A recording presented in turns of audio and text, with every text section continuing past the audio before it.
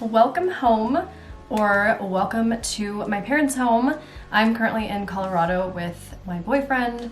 We are here for Christmas and it is so beautiful. Let me just show you what it looks like outside. So it's very snowy. It's like a winter wonderland outside. It's so pretty. So we are at my parents' house right now, hence the change in background. We are in the guest room. It's very cozy. So if you guys haven't seen already, I am doing a 12 days to Christmas style upload schedule. So I'm basically uploading 12 videos a day. No, that's not right. I'm uploading 12 videos within 12 days, counting up to Christmas Eve. Does that make any sense? I could have worded that way better. I don't know. So this is a video I've wanted to make for a while. I feel like I've never really done a book video on my channel, and it's surprising because I love books, I love reading. This year I definitely wanted to read more, and I'm a little disappointed in myself. I didn't read as much as I would have liked to, but I still did read quite a few books, and I just wanted to share with you guys all of the books that I read this year, give you some recommendations, give you my honest opinion on them, and that's about it. I will also write them down below as well in the description. So I'm actually gonna start with nonfiction because I actually read way more nonfiction books than I did fiction.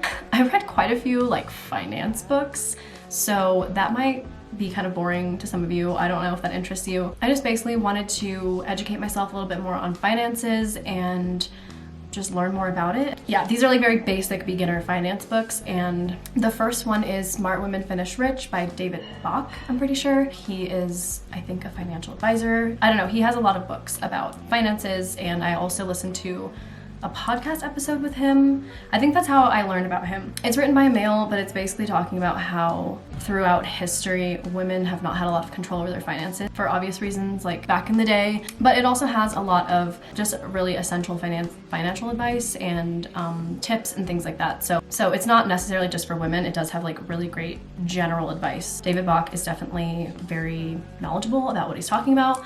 So yeah. So I also read one of his other books called The Latte Factor, and it's kind of like a fictional story, or it is a fictional story, but it's basically like a gigantic metaphor. Budgeting, it's a lot of it has to do with investing, like investing in your retirement fund. The Latte Factor is kind of like, you know how a lot of entrepreneurs or like finance gurus are always like, if you just stopped buying a coffee every day, like you would be able to save, you know, whatever. And that's not really the gist of it. It's kind of the opposite, but it is saying like you could literally put away like the price of a coffee cup every single day in your retirement fund, and it would build up over time. It talks about like compound interest and things like that. So that one is definitely good for beginners too, because it's like a story in itself. Like it is a fictional story, but it has like a lot of financial tips and metaphors and advice throughout it. Okay, the last financial book is Broke Millennial, and this book is very good. Obviously it's for millennials. It does have a little bit of like cringy language trying to be like relatable to millennials, and it's just like after a while it gets like kind of cringy, you know? But it is a good book. If I were to recommend any financial book that I've read, I would definitely recommend this one, because this one really breaks things down chapter by chapter. It talks about student loans, it talks about retirement funds, investing, getting a credit card, applying for a credit card, opening a bank account, like literally everything that you need to know. I like how it's organized, and I feel like this book is the one that I learned the most from. So another nonfiction book is Half the Sky.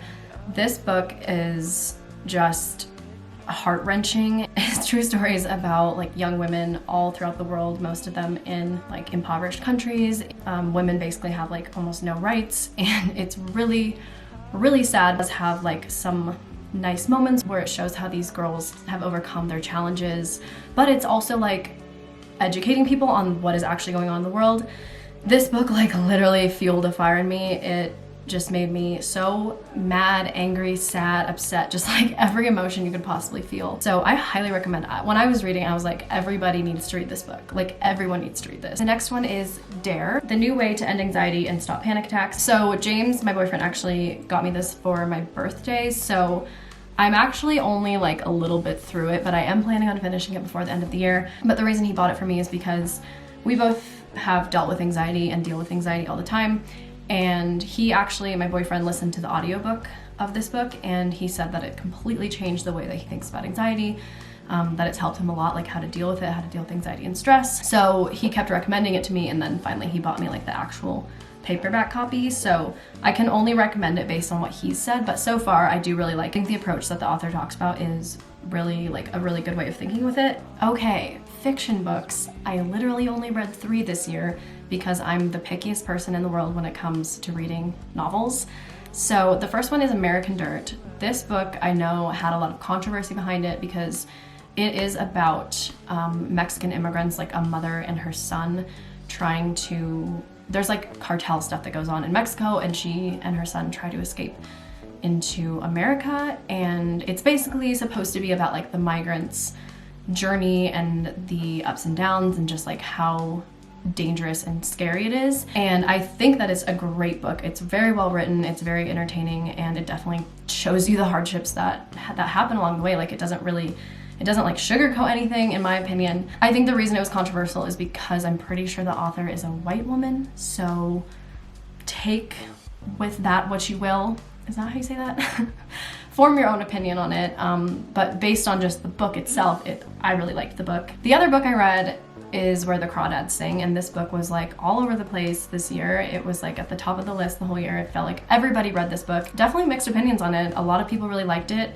Personally, I absolutely hated it. I read the whole thing because I had bought it and I was already too deep into it to just stop. You know, when you get to that point, you're like, I've already gotten this far, I may as well just finish it. So I read the whole thing and I really, really don't like it. I just think the plot isn't good. I just found it really repetitive, very anticlimactic at the end.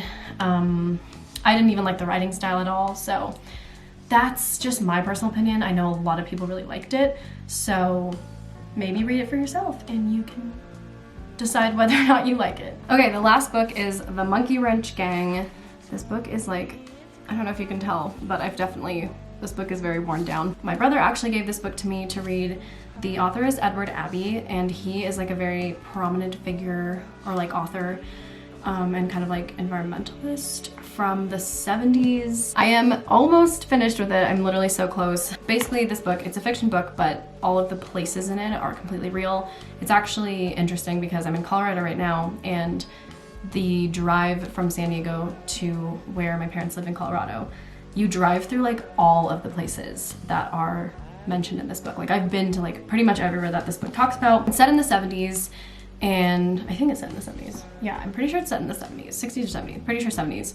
And it's basically about this group of kind of like misfit sort of people. They're trying to halt the construction of mines and commercial buildings and roadways all throughout the Southwest. So they're basically like would-be modern day environmentalists. Keep in mind, it was written, I think, in the 70s, so there's like, of course, one woman character, and she's definitely quite sexualized in the book.